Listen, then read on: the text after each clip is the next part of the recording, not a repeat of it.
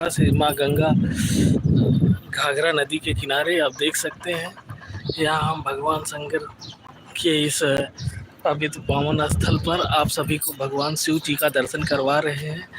आप देख सकते हैं हमारे इस लाइव शो में हम भगवान शिव जी का आप लोगों को दर्शन करवा रहे हैं। आप देख सकते हैं इधर और भी मंदिर है, माँ दुर्गा जी के और सभी मंदिर हैं। और आप देख सकते हैं यहाँ किस प्रकार से बनाया गया है। अभी आप लोगों को हम किस प्रकार से दिखाते हैं, कितनी अद्भुत छटा बनाई गई है, कितनी अद्भुत छटा लग रही है दोस्तों। आप देख सकते, ये देखिए कितना भव्य मंदिर बना हुआ है। ये देखिए इसमें गुफा बनाई गई हुई है। ये देखिए कोई राक्षस वगैरह बनाया गया है।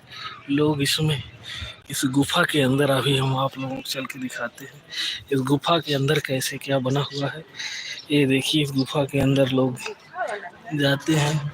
एक गुफा बनाया गया है। देखिए गुफा के अंदर एक माता